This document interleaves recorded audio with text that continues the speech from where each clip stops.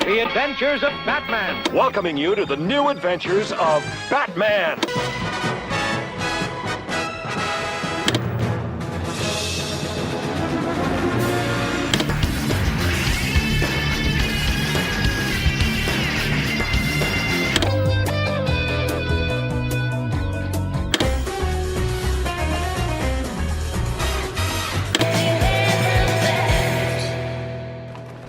Welcome to Batmanimation, a Batman on Film podcast. This is the one we talk about obviously the animated adventures of Batman, be it on TV or in film. And on this episode, which is episode number 33, by the way, and I am the founder of Batman on Film, Bill Ramey. We're going to be talking about, we're going back to the original, the first animated Batman TV series, The Adventures of Batman, or also known as Batman with Robin the Boy Wonder. And it was also part of Batman's Superman Hour, and then was paired with Tarzan, and it was paired with, all kind of stuff in the late 60s, early 70s. And to talk about this episode, let's welcome back Patrick Johnson. How you doing, sir? I'm doing great. How about yourself, sir? I'm trying to stay cool in this 100+ degree weather. And hydrated. Yes, cool and hydrated. So air condition is your friend. Air condition and water is your friend right now. What's your history with The Adventures of Batman, this first animated series? I didn't find out about this one until I was probably 10 or so. When I was growing up, it was the Super Friends and it was the New Adventures of Batman. Yeah. And if I was young enough and saw this and the New Adventures of Batman, I probably would not have been able to tell the difference, since they were both made by Filmation and a lot of the same artwork was used. But yeah, they used to have these VHS tapes that came out for the Superpowers collection back in the mid 80s. And it would be like a Batman centric VHS tape. And they would have a few of these episodes on there. And so I think that's how I initially first got introduced to it. And then as I got a little older, I went and tracked down a bootleg copy of the DVDs. Okay. Well, they weren't even released at that point, at a Comic-Con, and then they had the actual release later. Okay. What about you? I remember it airing on TV. It came out in 68 and I was 3. I don't know if I remember that far back, but I remember it being on TV when I was very young. So I actually watched it while it was airing. Probably, I don't know. I probably watched the first runs, and I don't remember if it was the first run or not, but I do remember it because it lasted on TV quite a while. Whether it was, like I was mentioning in the introduction, it was paired with a lot of different shows over the years. So the late 60s to early 70s. Right. Like I said, it was like Batman Superman Hour, and then it was I want to say, I know it was like paired with Tarzan, an animated Tarzan series at one time. I want to say Aquaman. But anyway, I watched it on TV. So I didn't I found it actually when it aired, whatever form of the airing it was. So it was, I was its target audience for sure back then, like I said, it was the first animated Batman series produced by Filmation. It was supposed to be a kind of sort of animated sequel to the 60s Adam West TV series. And you see a lot of things in there. What did you, the bat pole, stuff like that. What did you notice from that's kind of, the symmetry between the live action 60s series and this? Well, a lot, really. Yeah, pretty exactly. Much the tone, it was toned down for kids. I know the 66 series was for kids as well, but there was in jokes and comedy for the adults. This one kind of threw out the comedy and just sort of kept it focused on the kids. And I'm wondering if the 60s show would have had a tone more like this if it was not camp. What do you think? Yeah. Or do you think it would have been more like the Green Hornet, the way Interesting. that one played out? Um, Kind of that serious tone. I think now I'm just on my initial thought and recollection of this. I want to say that the original premise for the Batman series was a little more serious, quote unquote. Yeah, Nothing playing it like what would straight. be, nothing like what would be considered serious today when it comes to comic book Right. adaptations. Excuse me. Right. And if you notice, even you watch the first episode, of the 66 series, there's camp in it and all that, but it's a lot different than what it ended up being in that third season. Right. There is a big difference. And like if you check out like even some of the have you seen any of the screen tests? Like Lyle Wagner did a screen test as Batman in Yes. one, and okay, you've seen those. So the tone was a little, a little Yeah. more Straighter. serious. Yeah, Yeah. yeah. Played it straight. So Do you think that go ahead. do you think that this show would have been as successful had Batman 66 been played straight? Probably not at the time. Yeah. I'm Probably thinking it would have not. done like the Green Hornet, maybe had a season and been Yeah, it was it. very it was a product of its time, right? Right, Of right. that Absolutely. 60s, Absolutely. mid moving on into later 60s. Right. So yeah, but you're right. I think the animated series, even though it was supposed to be a sequel, it stripped away all of the cameo, the camp part, and played it. I want to say played it straight, but played it straight for like young children. You know what I mean? Right. Right. There was no Batmite yet in there. No, So and it also shows you. I think I've said this before on some of these shows. I think we've only done like one episode or one episode of this podcast on this series.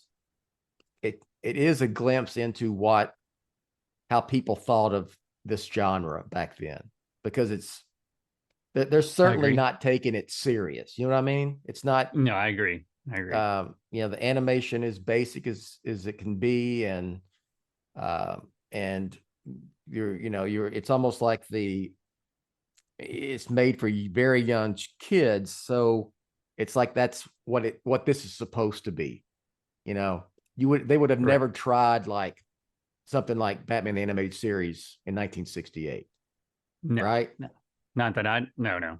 Yeah, You can tell definitely with the pacing of this cartoon is for kids with short attention spans because it moves quicker than any Batman cartoon that I know of. All right, so this episode is Partners in Peril, season 1, episode 7. It was written by George Cashton, directed by Hal Sutherland.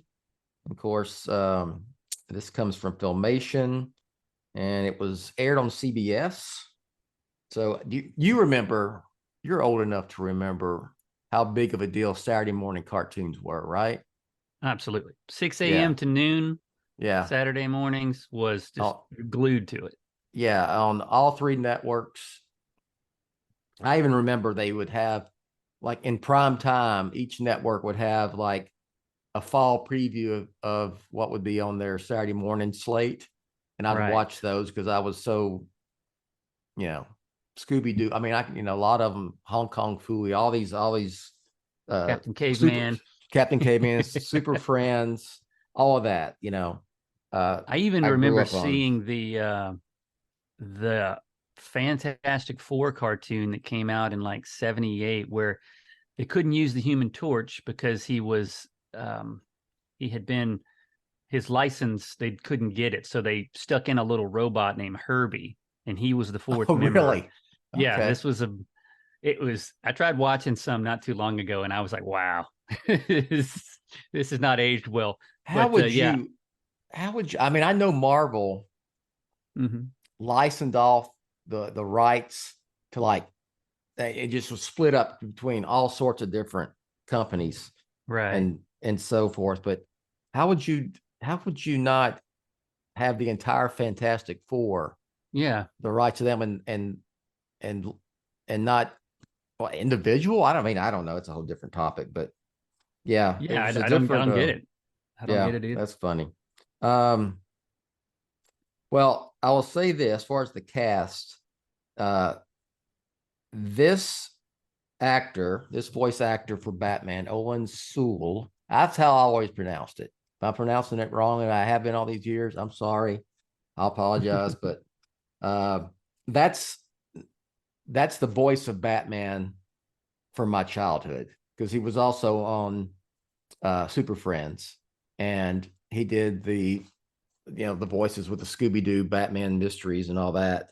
So Yeah. I still, I think aside from Kevin Conroy, he might have the longest voiceover work as mhm, Batman, because it started 68 and Super Friends ran through 86. mhm, But there was a time in the where Adam West took over as Batman on the mhm. Super Powers show. So maybe it was 85-ish or so. But yeah, he was the voice of Batman for a long time. You're right. And if you watch this, you probably notice a lot of the voices are similar because they did several characters. Uh, he's Batman Bruce Wayne. He's also Alfred. Casey Kasem, as everybody, he's more famous as being the disc jockey. He was Right. Robin, Dick Grayson, also Chief O'Hara. Um, Jane Webb was Batgirl, of course, Barbara Gordon as well, and Catwoman. Larry Starch was the Joker, and just the Joker, and Ted Knight from uh, Mary Tyler Moore Show fame, and Caddyshack. You really? Yep. What was I that? remember What was a that show called '70s sitcom he did with Too Close for Comfort. Too Close for Comfort? Yeah, Dude, yeah, I remember that. I loved that as a kid. And that's yeah, probably where I was too young to watch Caddyshack at that time, yeah, but that's where I discovered him. And he was great. Did you ever yeah. think that he was the voice of the Joker as well? Because for a long time I thought he was, and then to find out it was Larry Storch. I don't know if I thought. I think it entered my mind one way or the other. I Hmm. think I knew Larry Storch was the Joker. Maybe I'm misremembering, Hmm. because I found out when I was younger, like looking at Batman historical info, and found out. And Larry Storch was on TV, live action TV a lot as well. So Hmm. um, Okay. he did a lot of, character actor type, a lot of comedy type stuff. I think it was the F Troop. That was before my Oh, okay. time, but yeah. Gotcha. Me too. Um, but Ted Knight, like, he's the narrator, he's the mayor, he's Commissioner Gordon, he's the Riddler. Chose a really strange voice for the Riddler in this series. Yeah, Um, I didn't know he was the Riddler until we I didn't were either. doing Yeah, this. And I kind of question it a little bit because sometimes the details we get might be right, might be wrong, depending on who's reporting them online. It's just sounds. I was talking to my wife about this last night. It just sounds like a completely different person. Just the yeah. timbre of the voice and everything. Hmm. But for right now, we'll say he's the Riddler. Yeah. It's just a weird approach. And I think it also goes to, and the way the dialogue they use and the voices they use for these the villain characters. Again, it kind of, it's very indicative of how they perceived this medium, Right, right. clearly did not take it serious, and was uh didn't lean into camp, but it was goofy, like something kids. Now I remember when I watched as a kid, I thought this thing was serious. It was, Right. I'm single digits, like 6, 7, 8, Sure. and Absolutely. and uh it was, it was a big deal, and it helped form my Batman fandom along with the '60s TV series. Hmm. And so, I mean, it has an important role in my Batman life fandom. So It was all we had essentially, too. yeah, that was it. Yeah. I mean, that's all you had. But Of course, like I mentioned, it was the first animated series, so that's very historically important. Absolutely. As we wait on a new one, I'm ready for that Cape Crusader to Me too. finally appear at some point. I don't know how the strike or strikes is affecting its production, but I'm I just sure want it to see is a little somehow. teaser trailer or a little bit Yeah, of just anything just to yeah. string us along. Um, so I mean, look, I'm just gonna go over the plot. It's real quick, and then we can just whatever comes to mind, Sure. bring it up and we'll talk about. It's really, I mean, it's not that complicated. It's like the Riddler, Joker, and the Penguin are having a contest, if you will, to see who could pull off the biggest, the best crime in Gotham, and then whoever won would be like the crime boss of Gotham. Am I getting that? Did I interpret? Right. Did I watch Right. it right? They would Yeah. take over the underworld, Gotham's underworld, as they called it. Okay. Yep. Okay. Okay. And so you had each of them give it a go, and you've got Batman and Robin, and then kind of on the side, you had Batgirl helping them out thwart all of these crimes. And then when it's all said and done, they end up meeting up with Catwoman, who had a horrible Catwoman voice. It was ridiculous, I thought. Yeah. Yeah. Again, show you how it just shows you what they think of these characters back then. And so ends up, they join forces, but Catwoman's playing the other three and giving information to Batman and Robin, and she's trying to, get rid of them so she can become the mastermind or whatever it is. What was the leader of the criminal underworld or whatever it was. So Right. that's it in a nutshell. Of course, Batman and Robin win, and there you have it. That's the episode. So Right. what were your thoughts as you Well, watched? Had you seen it before? yes, I've seen all these episodes, but as we were talking prior to, they kind of all kind of mesh in your head a little bit. So I had to go rewatch it a couple times. It's not a bad premise for a Batman story. Yeah. Even you could take this story and do it today, and done correctly, it wouldn't be having Catwoman basically find out about their little contest and want to foil it and take over the underworld for herself, because she's always sort of been the outlier of the four, right? She's always got her own agenda where the other three can work together but kind of butt heads a little bit. All right, let's stop right here for just a moment for these words from our sponsors. Yeah, I think it was a fun story for kids, and there's a lot happens in 12 minutes. I mean, there's so much stuff going on. There's basically four different capers during this. Yeah. Yeah, the Penguin starts first, tries to steal the statues. The Batman and Robin statues. Right, Batman and Robin statues that are being presented. Yeah. That fails, but we do get the Joker plane. I didn't know that the Joker has as many gadgets and vehicles in this episode as Batman. He's got the Joker plane. He's got the Joker mobile. He's got a wind-up Joker toy that acts as a bomb, but is really a red herring. And then at the end, when they enter the arsenal, he's got like 4 or 5 Joker trucks along with his Joker mobile. So he's got a pretty good array of Joker themed,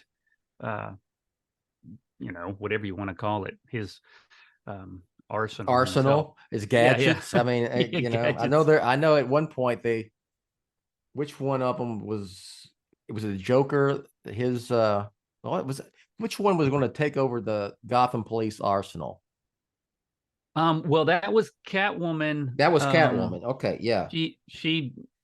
Her ploy was to get them all to try to take out the police force Yeah, but also yeah. getting themselves captured. Yes. Okay. So that she could rule Good. from her little cat-themed lair, which is in the middle of what looks like Gotham Central Park, and it's all the trees are cut to look like a cat, so you can find where she is. It's ridiculous.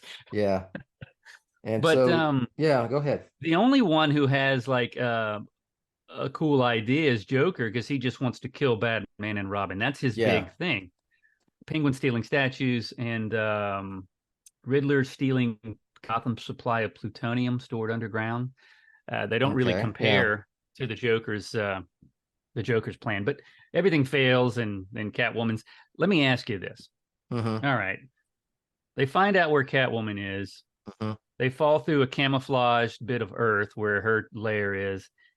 What is that giant metal thing that looks like it's going to eat them that they're suspended from? I don't. You know what? I was looking at my notes. I had like a question mark. Is it some kind of monster? I don't know what to call it. But it had that like that old time sound effect of like, Clink, clink, chop, clink. clink, chop, like chopping, teeth chopping, and Right. it was like a very brief, very brief death trap. Right.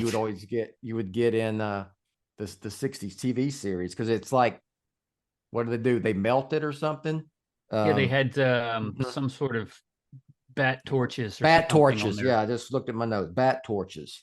So Right. and yeah, so that death trap didn't last long. I know, like the Joker had a big, what was it? Was it the Joker mobile itself, or had that big magnet on the back of it? Yes. Yes. That was stealing the armored car. Yeah.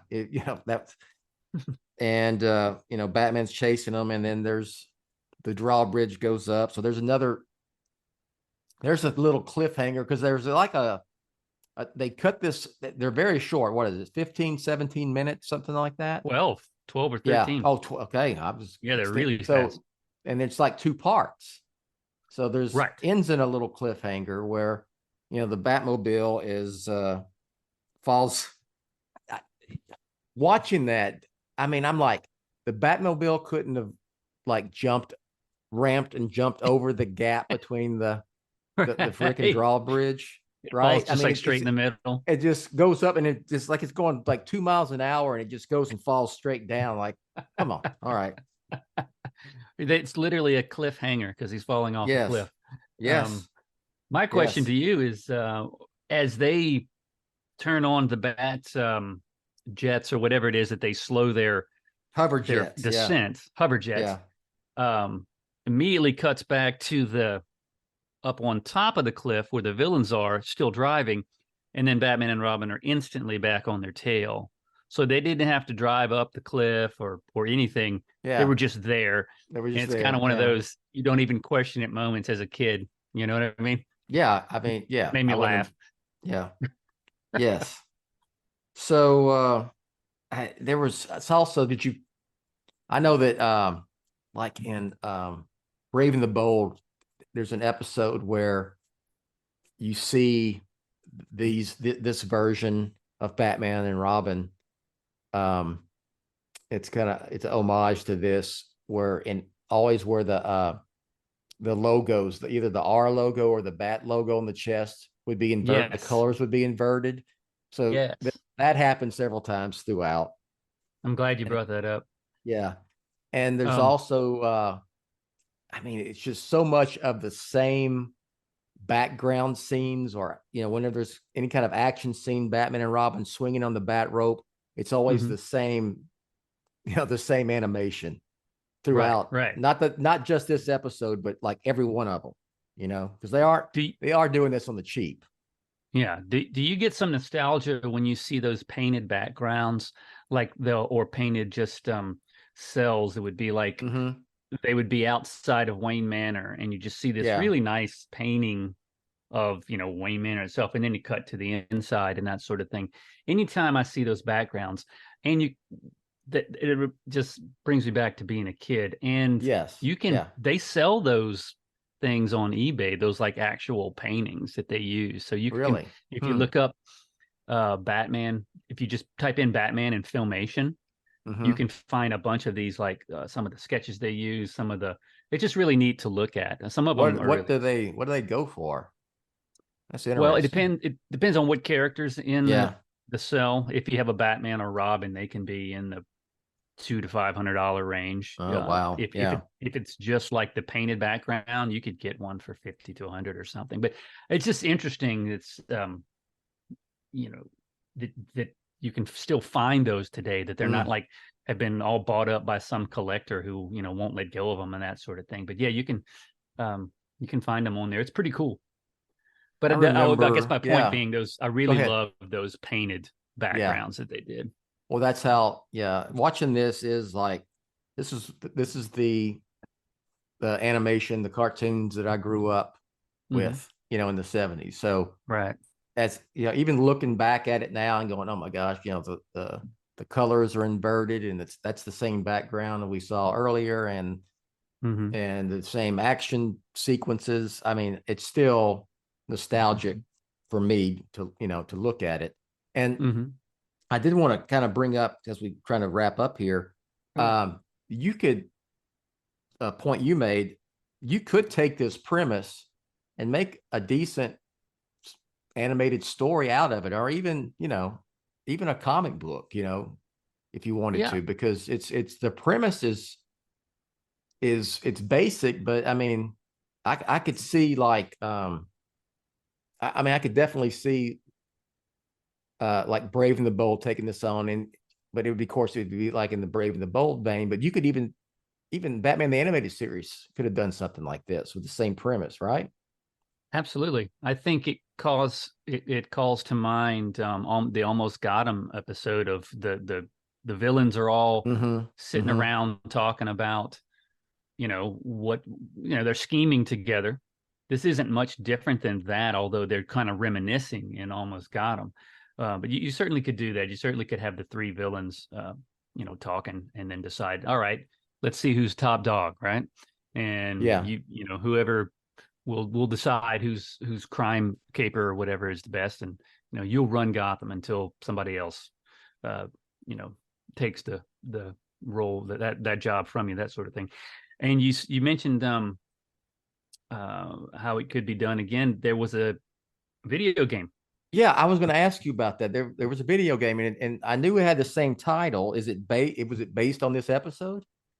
Yes, it's based on this episode. It's called Partners in Peril. It was made by a company called Inverse Inc. It was a CD-ROM PC game released in 1996, and it has to mix another later episode called The Crime Computer into for their story. And I think this was a made for kids as a sort of read along, kind of like that educational game, but it was kind of plays out like the Batman Enemy Within video game, you know, that kind of story. Okay, yeah.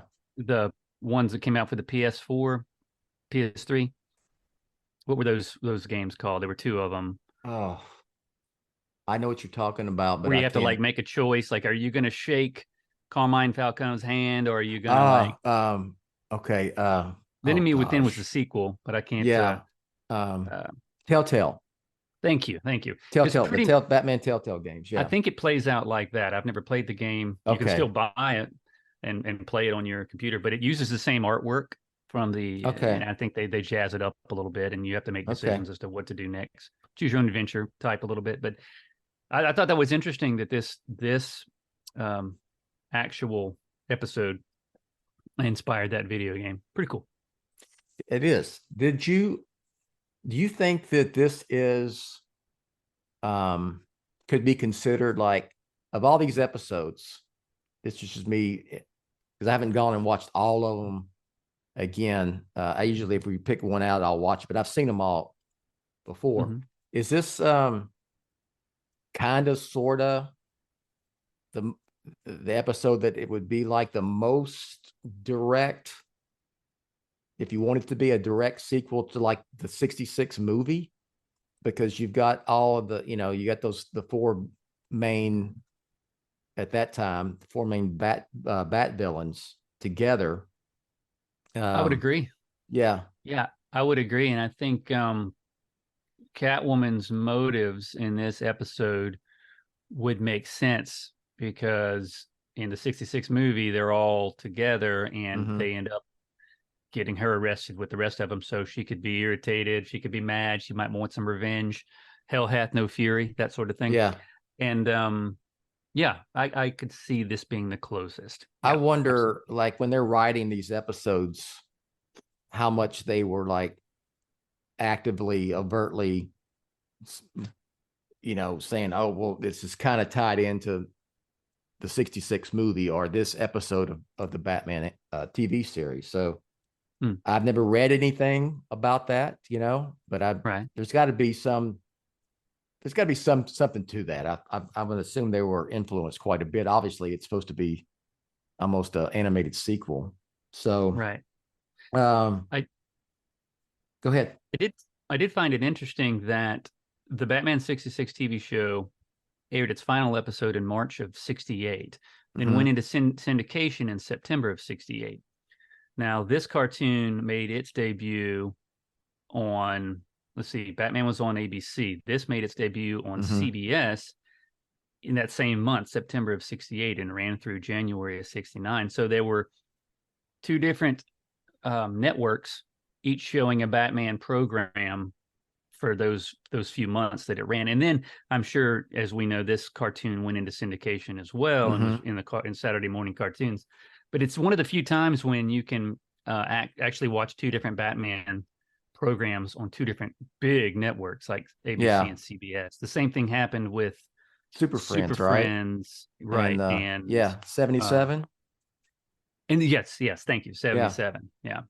The new the New Adventures of Batman. Yeah. Right. And this 68 show may have still been in syndication around those same years because they all kind of for sure woven together. So you may have had three, animated Batman. Because you had Adam West and Burt Ward voicing Batman and Robin on the New Adventures of Batman on CBS. And then on ABC, you had whatever version of Super Friends was airing at that time. And it's funny how this is a whole different other topic. I mean, how the rights for that worked, who had rights to what villains or characters are. It's just, I need to ask Michael Uslan that. He would probably know. Because, well, if you remember, the Joker was never in the Super Friends. Yeah. So he was in, the rights to him were in the New Adventures of Batman and maybe in this one because it was still in syndication, maybe. Yeah. But then they finally had him in an episode, one of the later seasons, where he was dressed up as one of the what's that gang with someone dresses up? They're all Hoyle cards, like the Ace, Royal Flush Gang. Yeah. He's like dressed as one of those guys, and they do a Scooby-Doo and pull off his mask at the end and say, oh, it was the Joker all this time. So that was the only time during the Super Friends run that the Joker made an appearance. I don't even know if he says anything. I just, it's things were like now, Warner Brothers eventually got all the rights back, whether animation or live action or whatever, to the DC characters. But it's just, it reminds me of talking to Mr. Uslan about, when he, him buying the rights, the live action film rights to Batman in 1979, along with Mr. Melniker. And I mean, they were just, DC was just, selling them off. And he went to, he went to like every studio in Hollywood to try to make a deal for them to release, distribute, eventually became Batman 89. So you would have had, could have had Batman at Universal or Batman at Disney or whatever, so it's just, and then once, I guess, after probably, I'm going on tangent again, so I'm going to It's stop okay. right after that. I'm going to finish Okay, this and then we'll get out of here. Yeah. But it's even like, I think once Superman 78 came in, around that time, because Warner Brothers actually they distributed that movie. The Salkinds had bought the rights, much like Mr. Uslan had bought the rights to Batman. And eventually they clamped down and got all the rights to all their characters. And, Marvel was everywhere, Right. they sold them off to all over the place. So anyway, sorry for that rant there. So yeah, I mean, what I was going to say is that I think it was appropriate that it took 10 years. I know it was a pain for Mr. Uslan. It was a struggle, but I think had it come out right when he started pitching it, late 70s after Superman, it would have been a much different movie. And you remember at one point, they wanted Bill Murray and Eddie Murphy. Yeah.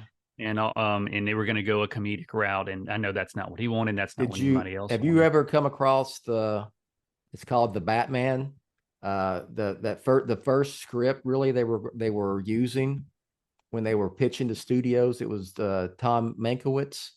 I've heard of it, but I've never read it. Yeah.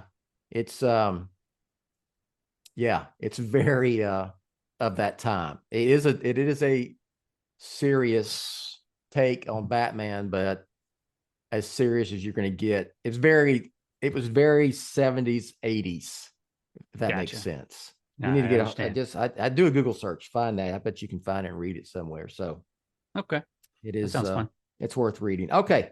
All right. Well, let's get on out of here. So I would say, final word. I mean, if you were trying to convince someone to watch this, what would you say? What would be your pitch? Well, I would say for historical reasons, it's good to see where the first animation of Batman comes from, and you can see how it developed over time. And you would have to have the caveat that it's for a younger audience, so it's faster paced and it's for shorter attention spans. But I think it's good to at least experience it. The artwork is good. The stories are of the time, as you said. But I think it's an important part of Batman history. No, absolutely. And I would definitely say check it out. It's like you've said before, it looks like Batman, the animated series, compared to the New Adventures of Batman that came out in 77, because that had better artwork, but took a giant step back in story. If you can, if you can imagine, but it's almost like, and not to get on another tangent about this series, but it was almost like it was taken, the 68, the Adventures of Batman, that series was taken a little more serious than the 77 reboot continuation on the New Adventures of Batman. It's just because that one is just awful silly and awful in general. What's interesting about the artwork in the 77 is they did a lot of the rotoscoping technique, which is what they did for the Fleischer Superman, where they're actually drawing pictures over actual images of people. And so the intro, when you see Batman running and doing flips and he's swinging around a flagpole and stuff, they drew that over someone doing that. So it looks great. It looks natural. Yeah, it's a lot more fluid looking than the predecessor. Yeah. And then you get into the episode and you're like, wait a minute. what the intro is great, the outro is great, the stories are terrible. We got Batmite, and we have villains like Sweet Tooth. You know what I mean? You remember Sweet Tooth? Yeah. Yeah. Anyway, I'm sorry, I'm going off on a tangent now. No. I'm going to say one last thing about this episode is that it reminded me of the 77 successor. Was that there's almost like Batgirl is kind of playing the Batmite role, or Batmite was playing, because she was like almost like a third wheel. Did you feel like that? She even says one time, well, I was just trying to help, which was always what Batmite says in the 77 series. Yeah. You're right. Well, she blinds them with the headlight or headlamp of her motorcycle and Mhm. allows, I think, the Riddler to escape or whatever. And Yeah. Robin he's really irritated with her. He's irritated then, Yes. and he's irritated at the end. And Yeah. Batman has to kind of like settle down. She's just trying to help you, like you said, and all that. It's just an Yeah. accident. But you're right. She played that role, and it was Lou Scheimer, Yeah. if I'm saying his name right, that came up with the Batmite character. Said little kids love these type of characters. He did it then, and he did it in He-Man. He created Orko, and he voiced both characters, Batmite Okay. and Orko, and they're exactly Yeah, the same. yeah. Annoying little whats. Yeah. Yeah. And Yeah, those characters just halt the story completely. They just like take all the motivation. She is Batgirl is a lot like the 60s series version, Yvonne Craig's version. You know, she's the librarian, and I mean, a lot of the aesthetic, everything.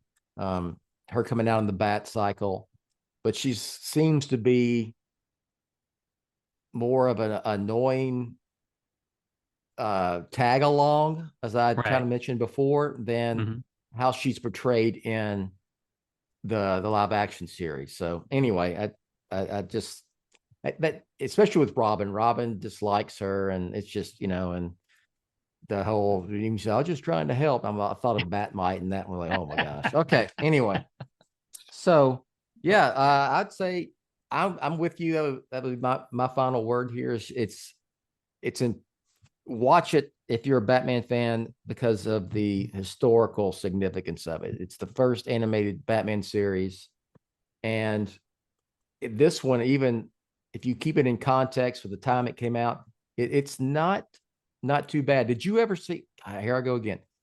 Okay. Did you ever see the two Sesame Street spots? It's amazing that you would say that, because that was directly from this series. I watched yesterday when we were doing a little research. Yeah, I saw the Bert and Ernie talking to Batman on the television, where they're looking at it before they would show. It was Olan Sul before they actually show the little PSA, cross at the crosswalk, don't just jaywalk like the Joker did.